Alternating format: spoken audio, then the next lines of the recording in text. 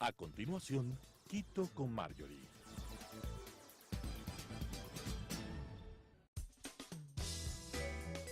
Clasificación A. Apto para todo público.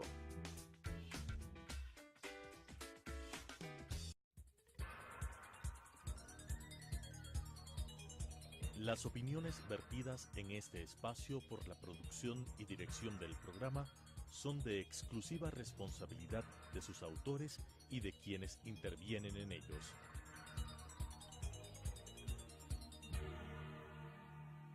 Telesucesos Canal 29 UHF presenta Quito con Marjorie, un programa en el que juntos recorreremos los barrios de Quito, principalmente lugares poco conocidos, para hablar con sus personajes que tienen historias de éxito, sueños y aspiraciones, con la conducción de Marjorie Chávez.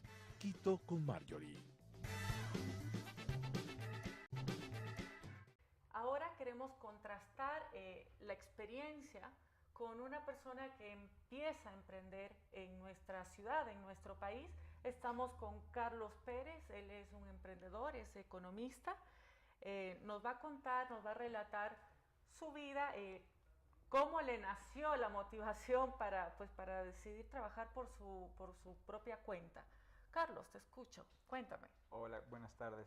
De hecho, yo creo que es un incentivo de vida este asunto, porque uno siempre desde pequeño buscaba la forma de generar nuevas opciones en qué desenvolverse y demás, así que desde los 13 años tuve mi primer emprendimiento. ¿Y de qué se trataba? Algo muy pequeño, vendía aviones hechos de balsa en los parques, entonces salía con mi cajita y salía a los parques y regresaba a la casa con mi propio dinero. Mi madre me decía, tú siempre vas a buscar tener plata. Y yo le decía, claro, esa es la intención. Pero bueno, eso como base, ¿no? De ahí uno fuimos estudiando y desarrollamos ciertas habilidades que teníamos como ventajas competitivas para entender cómo es el asunto de los negocios y demás, y siempre me gustó bastante. Mi primera oportunidad laboral la tuve cuando estaba en quinto curso, por suerte me dieron una oportunidad para poder trabajar, y yo entendía que tenía que empezar desde abajo y ganar experiencia, que es lo importante, aprender, fallar, tener aciertos, para después poder tener mi propio negocio. Es así que trabajé en varias empresas, pero la empresa más grande, la que me dio bastante experiencia y me enseñó mucho, fue Chronix. De hecho, Aníbal Carrera fue mi jefe, sí. Yo soy completamente agradecido con él, con la empresa, porque crecí mucho, aprendí mucho y... De ahí saliste y decidiste montar tu propia empresa. Un paso antes, de hecho, tuve una oferta laboral muy importante. Muy importante. A nivel económico era importante, pero no me daba cuenta de lo que perdía, sino únicamente el dinero que ganaba. Y fue así el asunto. ¿Qué hizo que te des cuenta de esto? ¿Qué hizo que valores causa-beneficio el decidirte emprender por tu cuenta o aceptar en este caso tu trabajo? ¿O crees que es pues algo innato el ser emprendedor? Quizá no es para todos y tú lo tuviste desde pequeño. ¿O crees que hay circunstancias que te hacen tomar la decisión? Yo creo que aquí existe un falso miedo al riesgo. Lo que comentó Aníbal. Sí, o sea, definitivamente las personas tienen que entender que tomar ciertos riesgos te saca de tu zona de confort y te permite crecer con los resultados que obtengas. Si tú tienes buenos resultados, pues lo has conseguido, pero nunca tengas miedo de dar un primer paso, porque ese primer paso te puede ayudar a encaminarte y buscar qué es lo que realmente tú quieres. Entonces, si algo les puedo decir yo a los jóvenes es que hay que tomar un primer paso, hay que arriesgarse. Y la mejor edad para arriesgarse es esa. Es cuando uno no tiene cargas familiares, no tiene mayores responsabilidades. Entonces es el momento de tomar una decisión y poder arriesgarse. Perfecto.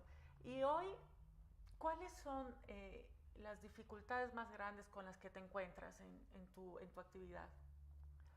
A ver, nuestra empresa se encarga del tema de la construcción. Tuvimos un año muy complicado que fue el 2013 y hemos ido superando hasta el punto en el que ahora somos una empresa estable. El tema es que en nuestro mercado de la construcción hay bastante competencia, entonces hay que saber hacer las cosas, hay que hacerlas bien. Y sí, hay trámites gubernamentales, trámites municipales en los que para el emprendedor siempre es un poco más complicado cumplir todos esos requisitos.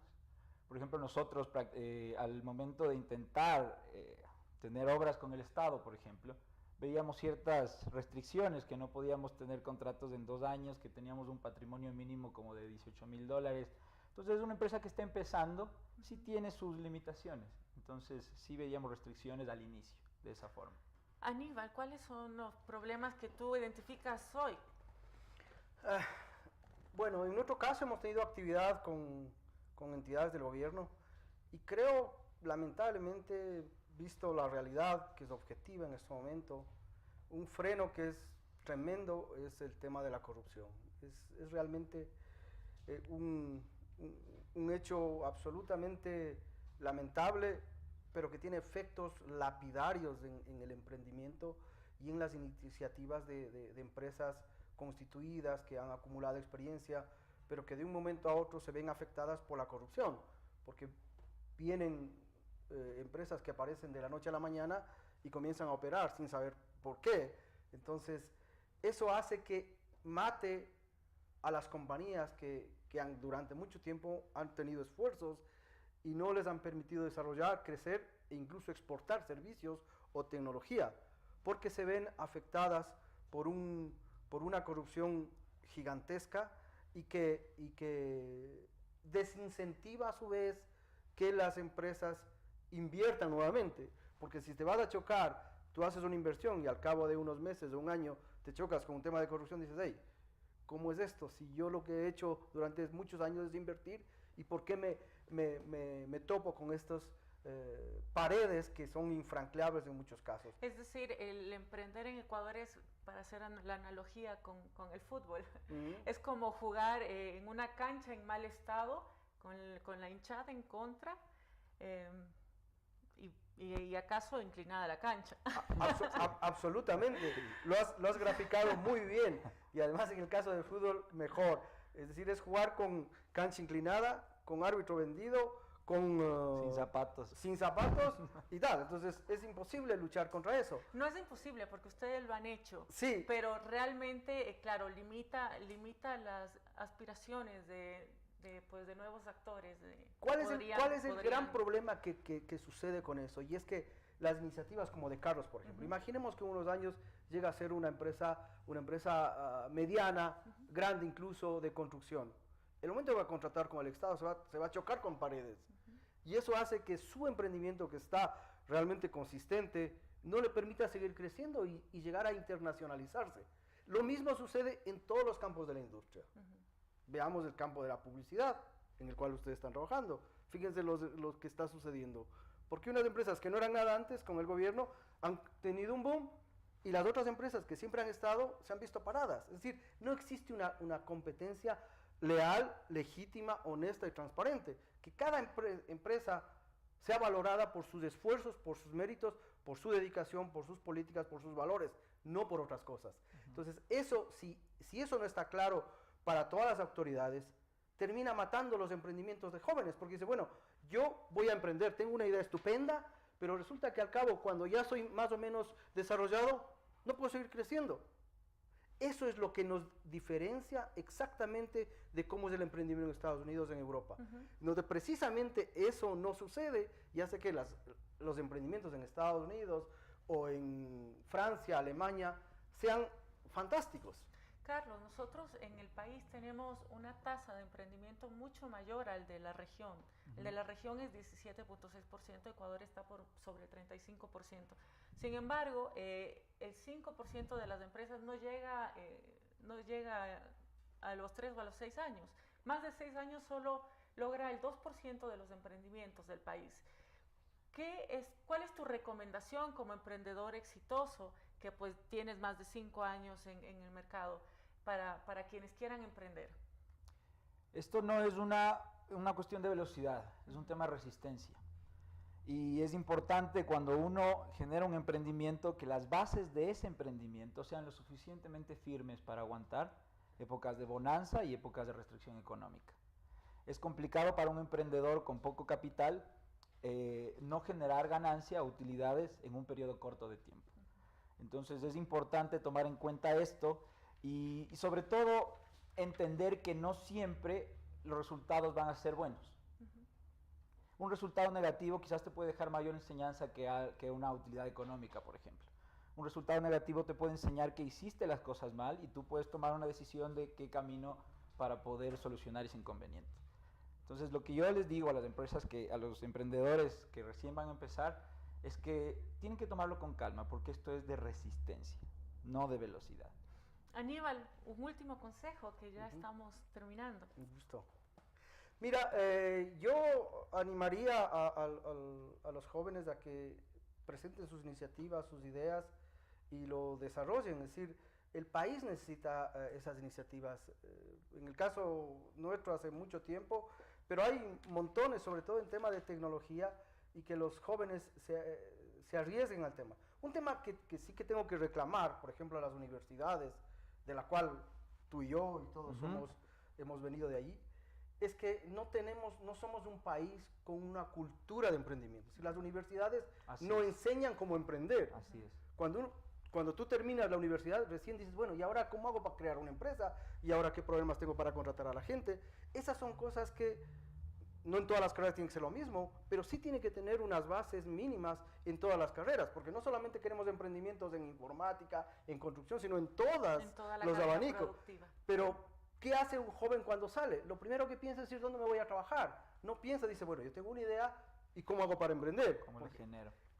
Porque no tienes las bases mínimas para hacer eso. Entonces, las universidades, para cambiar el switch y de ser un país emprendedor y cambiar la cifra que tú das, de que el 2% apenas del que pasa a los 5 años, es muy bajo. Entonces, ¿por qué sucede eso? Por muchos factores, pero entre otros por estos. Porque, por ejemplo, en mi caso, te encuentras con problemas a la hora de analizar contratos y no tienes bases para eso.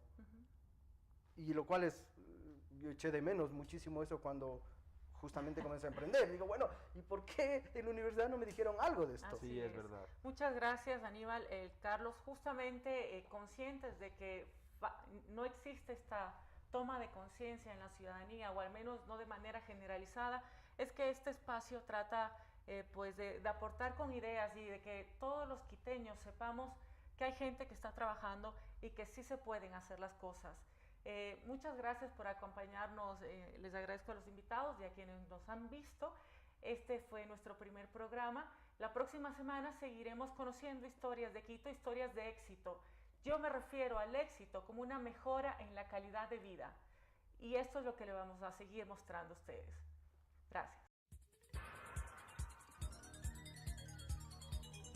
Las opiniones vertidas en este espacio por la producción y dirección del programa son de exclusiva responsabilidad de sus autores y de quienes intervienen en ellos.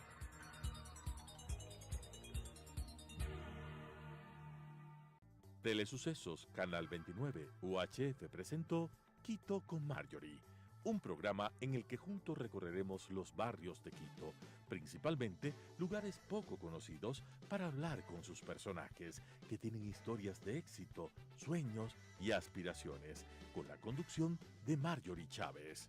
Quito con Marjorie.